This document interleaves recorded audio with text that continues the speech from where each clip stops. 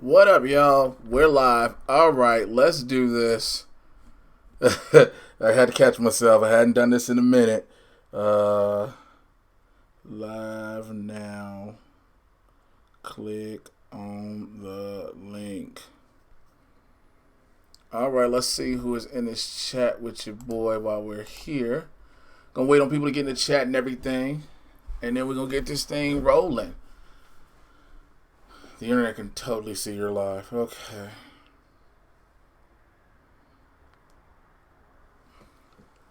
What's happening? What's happening?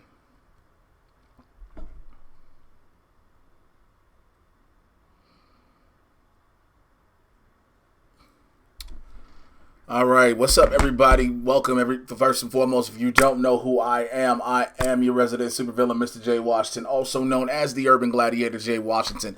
I wanted to come on. It is August the 11th, 2019, man. Summerslam is what is going down. It just went down, better yet, shall I say that, from Toronto at the Scotiabank Arena, and it was pretty dope overall. I there are different things about the card I want to talk about. I'm trying to pull up everything so I have them in order like I want it. Hold on, because I'm trying to get all this together. It's been a minute, so let me go. Shout out to everybody in the chat room, first of all. What's up, Dizzle? What's up, Sparkia? What's up, Peter? What's up, Hoodies? What's up, Anime? Andrew? Everybody, what's happening to y'all? I appreciate everybody who was in the chat. As always, I will check the chat occasionally, accordingly, throughout the whole duration of this. I'll be in the chat room answering your questions, taking conversation with y'all. Also, super chat. You make that donation, show your love, you get highlighted. I'll definitely focus and spotlight on you. Let's see. How do we want to talk about this? Look, the fact that Edge speared Elias to kick off SummerSlam, it was great to see Edge in his hometown. It makes you wonder if he could give that spear, does he have one more in him? Like, I want to see Edge go back again into the ring. I mean, I know when he retired, it was a whole touching thing. It was the fact of, if I go back anymore, I could potentially get hurt and I'm done. If this was just a one-off, it's a good one-off, and it actually gave something to see with Elias, so I'm cool with that. Let me see. Yeah, Natalya and Becky Lynch. Did anybody think different than what was going to happen? Like, did anybody honestly think that Natalya was going to win the Raw Women's Championship? And I really don't want to sound like I'm trying to diss Natalya by any means. This was just a holdover program. Oh, excuse me, it's been a long busy. I just got done shooting a short film. Shouts out to the homie RB3. She was put in a situation, and it was like you needed somebody just to have Becky Lynch on the card. You don't want to do Lacey Evans again because that was a complete flop. You really haven't built anybody up. You just gave the tag straps to Alexa Bliss and Nikki Cross. So you put Natalya in this, and you use the hometown, home country, but it just doesn't give you anything. It just did. The build up to it didn't even seem like much. The fact that they did the whole submission match, which I guess was a great idea in theory, but it really didn't pop to me. You know what I'm saying? I want Natalya to succeed. I think she needs to get rid of the cat ears first and foremost. I think that is a dumb gimmick. I know a lot of times people are like, Jay, you shouldn't critique and criticize other people's gimmick, but I don't know, I don't think that's worthwhile. It's not working. You've been a trailblazer, you've been a Divas champion, but you knew Becky Lynch was going to tap out, so it's like, it is what it is. I think with the next match with Goldberg versus Dolph Ziggler, I called this exactly to what it was going to be. That it was going to be real quick, Goldberg in, spear, jackhammer, 1, 2, 3. So, I don't know if I cared about that. You know what I'm saying? Like, that was a match I really wasn't caring for. You knew it was going to happen. I think we were still going to get Goldberg, Taker at WrestleMania again to make up for the shit in Saudi Arabia. So it's like, ugh, whatever. Excuse me. the OC and the OC versus Ricochet, because that's literally what it was. It was not AJ Styles versus Ricochet. It was Ricochet versus the OC California. I'm taking off my watch because my wrist is tired. I don't think. I mean, there's a lot of these blow off matches that everything comes to the heel at the pay per view, the big pay per view, which it should be. My thing is this: do you have enough where stuff is set up? I'm not going to go match by match because that's going to make my brain hurt for real. I want to talk about one thing in particular: the Fiend Bray Wyatt. First and foremost, that entrance is dope. I love the fact that he remixes Bray Wyatt's entrance. The lantern is the old Bray Wyatt face. The whole thing about the Fiend is so dope. And now it makes you realize when you see the Demon versus the Fiend, it really is going to be one of those, I used to pop hard for the Demon, but I'm here for the Fiend. So I want to see what y'all thoughts of that. Excuse me. Thank you. So, before I go back to wrestling, I just need to let y'all know, I have been on a almost 5-month straight streak of going nonstop. I have not had any days off. I haven't had any breaks. I have been nonstop going. So I seem exhausted. It is not that I don't want to be here. I wanted to make sure I came and talked to the people. I wanted to do this. I haven't been on here. I haven't had a chance to upload videos. I've been doing so much other stuff. I'm drained, but I still have to keep going. And it sucks. Back to the Fiend. The Mandible Claw as a finish is so dope. And I definitely love the fact that they had Finn pass out from it. Like, you should. You should have him pass out. It was, the best part of that, not even the best part. Another part I loved is the exit. I think every match with the Fiend, whether win or lose, needs to finish off like that. With him going to the ramp, top of the ramp, that one section, that camera look, that shit is eerie and creepy, and it works. I think this is the best thing going in the WWE, whether Raw, SmackDown, or NXT. And I'm hoping this does not lose steam. I like the fact, one of the biggest things I like about the Fiend's character is he gets conflicted during the match.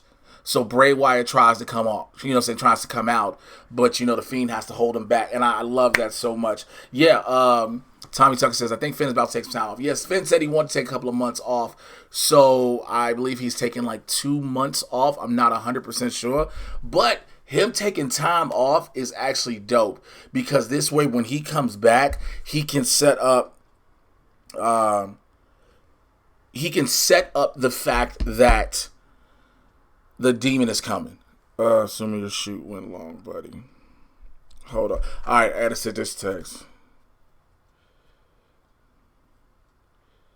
Yeah. It came home to go live. Which mic you hitting? All right, I'm sorry about that. Yeah, this way when he comes back, he can promote the Demon. Here's the problem I have. Also with the Demon. I was talking to somebody about this the other day. When Bray Wyatt is the Fiend, that is a completely different entity. We completely saw a different Bray Wyatt, right? When Finn is the Demon, it's the same damn person just with face paint on. There is no extra aggression. There's no new moveset. There's nothing. It's the same person. And it really, really, really, really, really is frustrating. But I think the match will be interesting. I think when they finally do Demon versus Fiend, it will have a nice horror vibe to it. I just hope it doesn't go Pumpkin Demon, what we got that year, and things like that. So, the WWE Championship match, I'll go to that. I definitely like the angle where now Kofi's pissed off, because Randy Orton is known for doing that. So to have Kofi take it to that level is dope. But I'm hoping we don't use it. Kofi takes it to this level, so at Night of Champions, Orton gets the title. It's one of those angles right now with Kofi and Orton where it's who else would take the title off Kofi? If it's Randy Orton, do you want to see Randy Orton against anybody for the WWE title? Now, I know some people may be like, yeah, I want to see Orton, but the overwhelming majority of people I know and talk to are like, I don't want to see that. So, That's where it's going to be conflicting. Now, if they are going to put it on Orton, of course, there's nothing I can do or anybody else. That's the VKM's call, Vincent Kennedy McMahon's call. So we have to see what happens with that. But I do like how, the count out. Nope, everybody stayed strong at the end of that match. And yeah, it worked. Now I'm gonna go to the chat after I talk about this. I'm gonna talk about the Universal title match, which I was ever lovingly pissed off about. First and foremost, I was beyond pissed about that. The reason being, Seth Rollins 2 weeks ago gets the dog shit beat out of him. We saw him get beat with chairs, F5 up the gurney, all that. This Monday, Seth Rollins comes out hobbling, holding on to a chair, gets the shit beat out of him again, right? Comes out tonight, not hobbling, walking straight up, and is able to do everything damn this he can do. But a reminder to, the ribs hurt. I just didn't like it. I just didn't like that. For me, it was like, yeah, you're going to do this whole, he's got his ass whooped, now he overcomes the odds and beats Brock Lesnar. No. What happened with Goldberg and Ziggler should have still happened with Brock and Seth. It just, plain and simple, should have happened. I don't think there's no other way to say it. What's up, Tony? What's up to my girl, Tony Sanchez? How are you? She says, the double countout was underwhelming. The setup for a rivalry that could have happened just the same with the one-sided disqualification or Orton loss. I completely agree with that. The double countout was a cheap finish. It was a very cheap finish.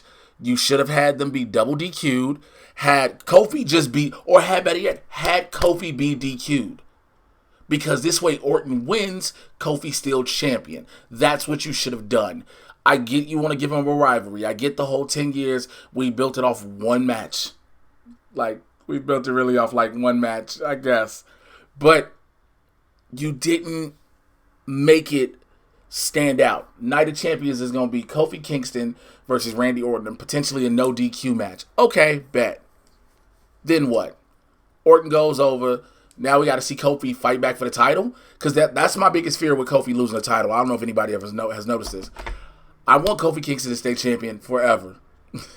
Because my biggest fear is that if Kofi Kingston loses the title, him becoming back in the title picture will be slim to none. I honestly believe it. A lot of people say I'm wrong with that, but I really think that once Kofi loses his belt, he'll probably get one rematch, possibly. But after that, there is no more Kofi Kingston in the title picture, and it's going to suck. You made this man WWE champion. Now, look, I get it. The same applies to Jinder Mahal, but Jinder Mahal, if anybody thinks Jinder Mahal deserves to be WWE champion, you're a fool. Okay, Jinder Mahal was only WWE champion because the WWE was expanding into India on the full blast and they needed a face. Jinder Mahal was the right place at the right time. Yeah, you can never take away from the fact that he was WWE champion, but look where Jinder Mahal is now. Jinder Mahal doesn't have that flair to it. Kofi has had that. Again, thank you, Tony, for dropping the super chat. I appreciate it. I'm going to go check and see what's in this chat right now. Anime Ronan says, Orton goes over, he does everything that he does. Next to is dodge Kofi while they figure out what to do with him before sticking him back with the New Day. Yeah. That is that is the saddest thing thinking. I have zero issue with the New Day. I love the New Day. I love what they've been doing. I love their merch pushes. I love the way they did it. They changed from what they were supposed to be originally. I'm rocking with it completely. But it's kind of scary what they may do with them eventually. It's kind of scary. I'm actually, if you want to see me looking to the side, I'm actually watching the Kofi Kingston 24. So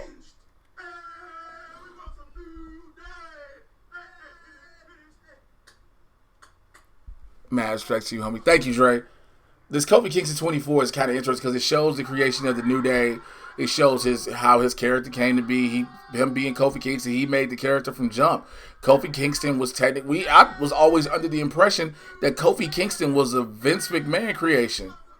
Wow. I really thought that. That started to come out. That started to be the New Day. That was Kofi, Woods, and E. So we're getting a dose of positivity. The tag team champions.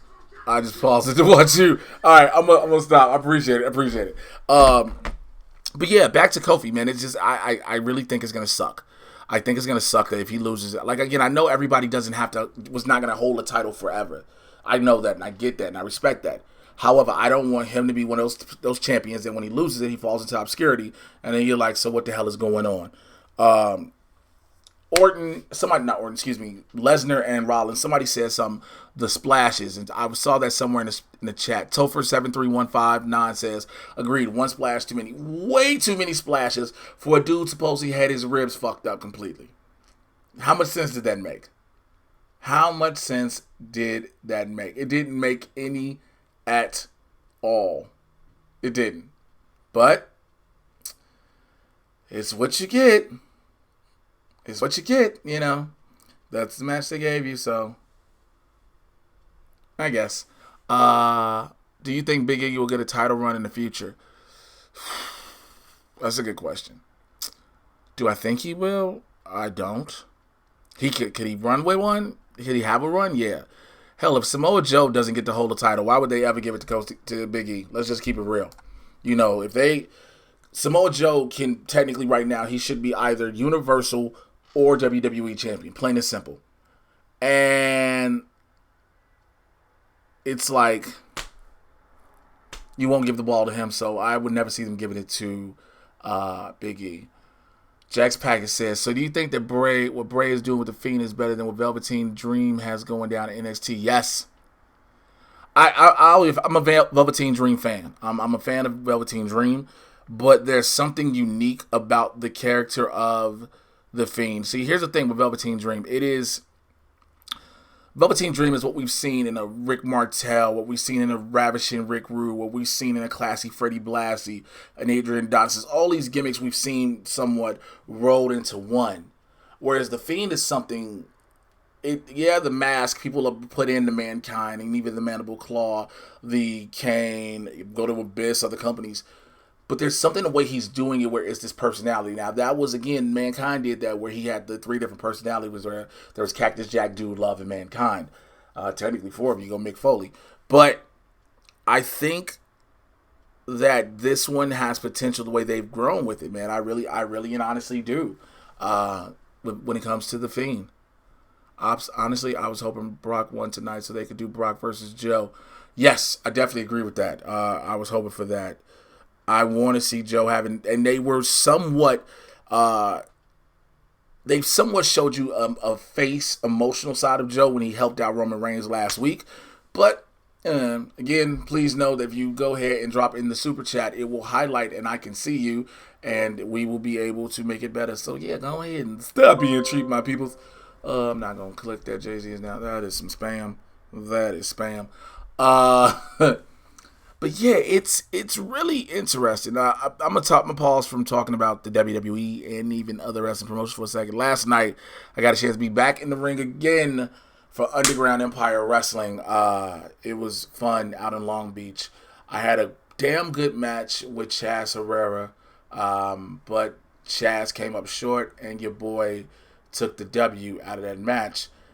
Last night made me feel real good about making my return to the wrestling ring because my first showing, I kind of was upset at myself, but I had a lot of ring rust. I hadn't been in the ring full time at a show in years. I hadn't performed at that level. I was training, but I hadn't performed in a show. This time I was able to, I was back. I was in my groove. I was able to have my cardio up for both ring cardio and just regular cardio. I was focused. I knew how to move around, and the fact that I was so light on my feet. I had a couple of homies that was like, "Yo, I did not know you could move that high and fast through the air." I did a Harlem sidekick where everybody's like, "God damn, you get up that high?" It was a sidekick / drop kick, and Chaz is like 6'2", 6'3", so it was on point. Me moving quickly across the ropes and everything, and giving my leg drop, elbow, knee combinations, and everything felt great, man. And I've been loving it. The fact that being back has added on to me pushing myself to be the best that I can be all around. I know people have been like, Jay, you need to take a break. You're going to burn out. Here's the problem with that statement. I'm not going to burn out. I am burnt the fuck out. That's why I'm here. If you notice, I'm half awake. I'm honestly half awake. I got to go to Walmart and go buy a safety vest just for a freaking audition I have in the morning. I am burnt out. I am. Stand up. With stand up, it's got some things going for me. Like, matter of fact, speaking of stand up, this is what I want y'all to go ahead. Speaking of stand up, on the 29th, if you are in Los Angeles, August 29th, I am doing my 1 hour comedy special. The SHP Comedy Jam is going down at Catch One Underground, 4067 West Pico Boulevard in Los Angeles. All right. My birthday is August 25th. So 2 weeks from today, my birthday. So that's my birthday bash. So if you want to come out, come celebrate with me. So I've been doing stand up. I just got done acting in a short film. I've been doing the hosting things. I'm here on my channel. I've been doing stuff at Collider everywhere else. You see all that stuff.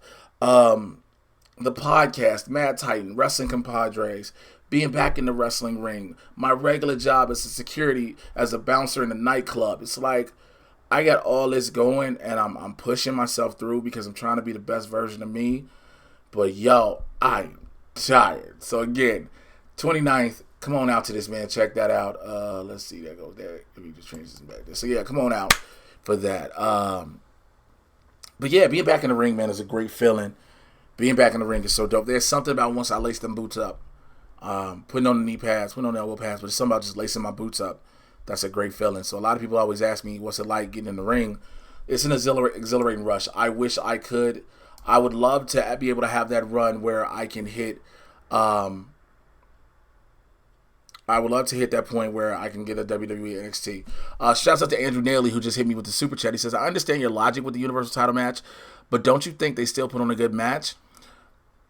I do, but here's the problem. I am one of those people who focus on ring psychology. I was trained with, you tell a story in a match, and they did tell a story, but the problem is in that story, there was flaws. Again, there's things Seth Rollins should not have been able to do, being that he took all that abuse, being that he took that level of punishment. And so that is what made me sour on it, if that makes sense. You watch this man barely walk last week, right? Then get whooped again, but he walks down to the ring normally. He wasn't hobbling. He didn't need any assistance. It didn't make sense to me. You know, I understand fans, a lot of fans see it differently. And I understand a lot of workers see it differently. But that was for me. I didn't see it that way. So hopefully that answers your question, Andrew. Like, I got that they were putting on a dope match. But, like, come on, fam. Like, yeah, the frog splashed through a table with your ribs fucked up. Why are you doing that? Like, that makes zero sense. So, but thank you again, Andrew. Hopefully I answered it. Yeah, man. I love watching I love watching the product, because I love to see how people are pushing themselves to the limit even more. And I understand in indie wrestling you don't do it. Like right now, I'm probably, once I'm done with you guys being live, I'm more than likely gonna start putting out fillers to get booked on more wrestling promotions. I know, it's like, what else? How many more times can you have? How many times can you keep putting your body through all this stuff before you just drop? I love wrestling. I love wrestling. I love stand up. I love acting. I love hosting. I love all these things, and the best thing about that is I'm good at all these things. I'm good at them. I'm fucking hysterical on stage. I'm hysterical on stage. I'm hilarious when you see me hosting on the internet, because I know what I can do. I know I can entertain you all. By the way, if you watched Collider Live on Thursday, that was probably one of the greatest times I've ever had on Collider Live. But I'm good at what I do with the podcast. I'm good at what I do on Mad Titan. I'm good at what I do on Wrestling Compadres. I'm good when you put me in front of a camera with a script. I'm good. And I'm great as a father. So why not do it all? If I'm good and I'm great at it, why not? Why not? Yeah, no. Yeah, so, oh yeah, I was going to probably try to go to open mic. Guess what? My body ain't feeling that at all, so we are not going to do that tonight. But instead, yeah, some people are going to ask me. I had people asking me about AEW. I have some thoughts on AEW. Now, this is probably going to ruffle some feathers. Who knows? But let's say it. AEW is about to go on TV, right? I don't think a lot of their talent is TV ready. Is national TV ready. Call me hating, call me whatever you want. I'm going to still be the dude that keeps it A100. A lot of their talent is indie talent that they're trying to put on a level that is not meant for the level they're going to put them on. AEW needs a 205 cruiserweight type division to focus on. Then you can have some of those guys there. I'm just gonna say it. I am not sold on Jimmy Havoc. I'm not sold on Darby Allin. I'm not sold on Sammy Guevara. I get you gonna build the company around Hangman Adam Page. Do that. Build that around that boy, around that man. Do not build it around Jericho. Build it around Hangman Adam Page. If you want a new superstar to be in the forefront, build it around him. But I just don't get all the other stuff. I don't. And I know a lot of people are like, yo, I understand it's, when you say, oh, it's a young company, they got to grow. I get that totally. I am totally I get they're a young company, but you're trying to produce a weekly product now. And granted, Impact ain't that much, but again, and I don't say this to just discredit anybody. My criticisms are always constructively, are meant to I want to see best. I want to see pro wrestling, the business I've grown up loving, be its best. And whenever it's on a television platform for the masses, I feel like the masses deserve to see us at our best. We need to give them the best product out there. And I understand everybody does not have a multi-billion-dollar juggernaut pushing it. I get that. But I treat it the same way I look at stand-up comedy. When we put on these stand-up shows, you'll see some people make flyers that say it's the best comedians here, and it's not. It's not. It's just not. It's funny comedians. But it's not the best. It's not these top tier that people are thinking. And then it's some people that aren't even ready. And then some people come to a comedy show and it's the first time seeing live stand-up. And then they see a terrible show and now they don't want to go to a live show anymore. Or they only want to go when it's their favorites. Which is a disservice to people like myself and other up-and-coming comedians. So when it comes to pro wrestling, I understand there are indie companies all over. And everybody wants to do it. And some people will book shows just like with wrestling. with stand-up because they're like, nobody else is booking me, so I'm going to use this. That is fine. But, make sure you're putting out the best thing you can put out. And not just settling, if that makes sense. So, let me go back to the chat again. Shouts out to Tommy Tucker. AEW's going to build on Moxie and will do everything in their power to get CM Punk. Here's my slight problem with the building with Moxley. All right, I'm a fan of John's. I've done numerous shows with John back in the day from IWA Mid-South, Elite Pro Wrestling, Death Grip. We did a bunch of shows together. The problem is he is not giving you all John Moxley right now. You all are getting John Moxley in name only. You are still getting Dean Ambrose. And that is a big difference. That is a very big difference. And as far as CM Punk goes, who knows? You know what I'm saying? Will he come back? At this point, I don't care. I know that's going to sound horrible to say, but I don't care. I don't care if Punk come back to wrestling. Because I'm tired of this, will he come, won't he come? Will he come, won't he come? Just, if you do it, do it. If you're not, you just don't. Plain and simple. And it's not to be disrespectful. It's just make it happen or don't make it happen. Yeah. But as far as putting the ball in Moxley's court, you all are still getting Dean Ambrose. When you finally get John Moxley, then you do that. You do Hangman Adam Page. You do John Moxley. You really don't. Kenny Omega doesn't need the spotlight, but because he's a known name like that, you bust out with Kenny Omega. You build on these people. You build what you got. Don't worry about these. Like, everybody keeps talking about former WWE talent that may go over there, or current WWE talent that may go over there. Don't worry about them. Let them be what they're going to be. So, yeah. Let me see. How long have I been on here with y'all? Almost 30 minutes, man. Y'all have been great. If anybody's got any more questions, please hit me up in the lot. Let's go in the chat, man. Let's drop your questions. It don't even have to be wrestling based, man. If you want to talk about the comic book world, Marvel and DC live action cinematic universes, y'all already know that's what I do. Please, while you're here, subscribe to the Mad Titan podcast. It's been growing, and I'm trying to keep it growing more and more and more. What did I just say? The trustee said, what? Please moderate. Wow, okay. Somebody commented on the post on the old Trusty Sidekick website. That's funny. That is funny. I was like, okay, I guess. The Bucks are continually pushing the tag as to draw narratives, so I guess we'll see how that fares. Which I agree. They definitely want to push tag team wrestling. Which you should. Tag team wrestling for the longest had kind of died out, but now it is growing again. You have tag teams that you're building up. Tag team wrestling is an art. I love it. Shouts out to Willie the Bomb Richardson. We were one of the most dominant tag teams on the Midwest. So yeah. All right. All right. So has anybody got anything else to say in this chat? Because if not, we're gonna get ready to shut this down, and I'm probably gonna take my ass to bed early so I can get back up. No, I'm not even gonna take my ass to bed. Why am I lying? I gotta go to Walmart. Fuck me. Pardon me, y'all. I'm sorry, y'all. I'm sorry. So let me take some few more things about the chat, and then let's see what's going on. So yeah. I know it's a little bit of a delay, so I'm gonna wait and see what pops up.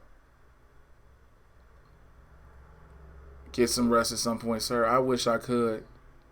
I really do wish I could. Thank you much. I really wish I could get sleep. I really wish I could rest.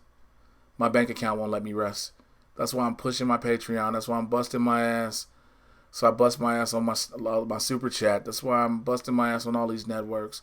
So I'm busting my ass acting for anybody that needs me, man. It's just, it's hard. It's difficult, but I got to do it. You know what I'm saying? I got to do it. So it is what it is. Good luck on this audition. Thank you, hoodies. Good luck on that audition. Macklin says, people always mention Flair Steamboat and Savage Steamboat as some of the greatest matches of all time. Why do you think Steamboat isn't being held as high regard as those two?